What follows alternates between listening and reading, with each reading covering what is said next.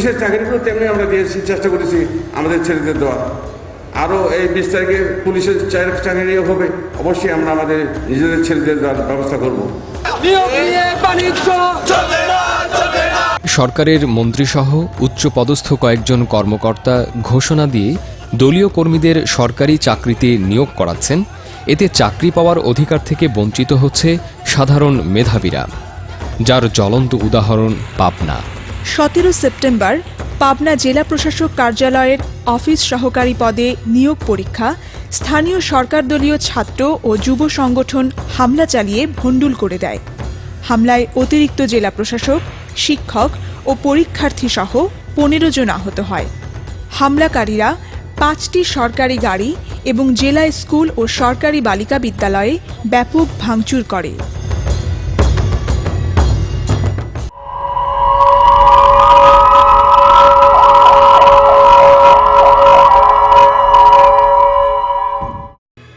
জাহাঙ্গীরনগর বিশ্ববিদ্যালয়ের ছাত্রলীগের দুই পক্ষের নেতাকর্মীদের আধিপত্য প্রতিষ্ঠার ও ক্যাম্পাসের আশপাশে চাঁদাবাজি নিয়ন্ত্রণ, পাশাপাশি জমির দখল বুঝিয়ে দেওয়ার কাজেও জড়িয়ে পড়ছে। ক্যাম্পাস সংলগ্ন পান্দু এলাকার একটি জমির ঝামেলা মেটাতে মালিকের কাছ থেকে সভাপতি 5 লাখ টাকা নেন। সাধারণ সম্পাদক একই জমির অন্য মালিকের পক্ষ নিয়ে ওই জমির সাইনবোর্ড ভেঙে ফেললে তা সংঘাতের রূপ নেয়। সরকার দলীয় নেতা এমপিদের বিরুদ্ধে চাঁদাবাজি, দখলের অভিযোগ রয়েছে। এমনকি প্রধানমন্ত্রী কার্যালয়ের কর্মকর্তাদের বিরুদ্ধেও মিথ্যা তথ্য দিয়ে সরকারি প্লট বরাদ্দ নেওয়ার অভিযোগ আছে।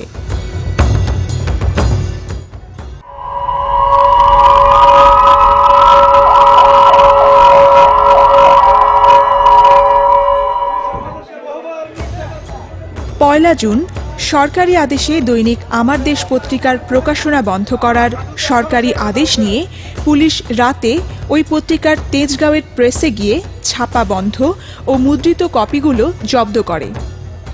2রা জুন ভোর 4টায় পুলিশ আমার দেশ পত্রিকার ভারপ্রাপ্ত সম্পাদক মাহমুদুর রহমানকে গ্রেফতার করে। তাকে গ্রেফতারের সময় আমার দেশ পত্রিকার সাংবাদিকদের উপর পুলিশ লাঠিচার্জ করে। দেশের প্রথম সারির একটি জাতীয় দৈনিক পত্রিকা অফিসে ঢুকে সম্পাদককে গ্রেফতার ও সাংবাদিকদের মারধর করার ঘটনা নজিরবিহীন।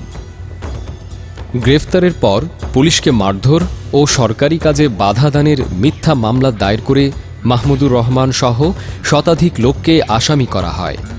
কারাগারে মাহমুদুর রহমানের উপর অমানসিক নির্যাতনের অভিযোগও রয়েছে। 27 এপ্রিল বাংলাদেশের জনপ্রিয় বেসরকারি টেলিভিশন চ্যানেল 1-এর সম্প্রচার বন্ধ করে দেয় সরকার। এতে বেকার হয়ে পড়ে 5 শতাধিক সংবাদকর্মী। কিন্তু অত্যন্ত দুঃখের সাথে জানাচ্ছি যে সরকারের টেলিকমিউনিকেশন অথরিটির নির্দেশে এখন থেকে চ্যানেল 1-এর সম্প্রচার বন্ধ করে দিতে হচ্ছে। আমরা ব্যবস্থা নিচ্ছি, যেমন চ্যানেল 1 বাতিল করে দেওয়া হয়েছে, তেমনি আরো কিছু চ্যানেল আমরা বাতিল করে দেওয়ার জন্য চেষ্টা করব। 29 মে বিশ্বময় সামাজিক যোগাযোগের সবচেয়ে জনপ্রিয় ওয়েবসাইট ফেসবুক বন্ধ করে দেয় সরকার।